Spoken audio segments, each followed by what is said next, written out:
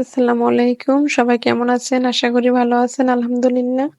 আমার ছেলের জন্য মিলাদ পড়ামো আরকি মসজিদে। বিশেষ একটা কারণ আছে। তো এটা না হয় আপনাদের সাথে নাই বললাম। ওমরের বাবা আসবে এজন্য অপেক্ষায় ছিলাম। বরিশাল থেকে কিছু মিষ্টি নিলাম। বরিশালের মিষ্টিগুলো অনেক ভালো আরকি। অর্ডার দিছিল আগে।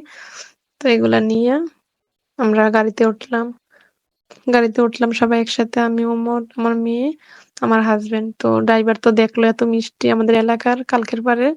বলল যে, "এত মিষ্টি কিসের জন্য?" তো আমি আমার ভাইয়ের জন্য মিষ্টি নিলাম আলাদা একটা প্যাকেটের মধ্যে। ওইটা আর আপনাদের সাথে শেয়ার করি নাই। দেখছেন হয়তোবা কার্টুনে হাত দিলাম। তো বললাম যে, "ভাইয়া বাসায় নিয়ে আপনি খাইয়েন।" এই আরকি। তো কথা বলতে আমি চলে আসলাম আমাদের কালকের পাড়ের মোড়ে। তো এই দোকানগুলা দেখা যাইতেছে। এখন অনেকগুলা দোকান হইছে। অনেকদিন আসি নাই এদিকে। অনেকগুলা দোকান আবার একটা হোটেলও হইছে।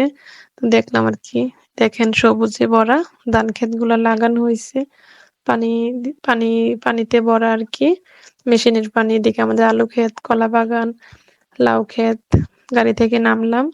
ওমর দাঁড়ায় রইছে আমার জন্য। এদিকে আমার বড় জাল, আমার ননদের আত্মীয় হয়, আমার আবার জাল। এদিকে দেখা হইলো ভাবির সাথে। মিষ্টি নিয়ে আসলাম। ঢুকলাম। এই হচ্ছে আমার শ্বশুরবাড়ি। আমার হাসব্যান্ডের হাতে মিষ্টি দেখেন। ওমরও যাইতে আছে, আমিও একসাথে। ওরা ৩ ভাই, আমার ভাসুরের ছেলে, দেবরের ছেলে। ওরা মসজিদে যাবে আরকি জুমার দিন। তো বাসার সবার জন্য দই আনলাম। আমরা তো ৪ ফ্যামিলি। তো আনলাম।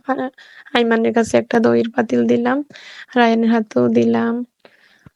তো আপনাদের সাথে শেয়ার করলাম যেহেতু অনেক মিষ্টি আনলাম। ভাবলাম যে ওদের জন্য কিছু নেই। দুপুরে ভালো-মন্দ খাবার হবে। দইটা খাইলে অনেক ভালো লাগবে। জিলাপিও আছে, মিষ্টিও আছে। একসাথে ওরা চইলা যাইতেছে ওর বাবার সাথে। বাসা থেকে বের হয়ে গেল। আল্লাহ হাফেজ।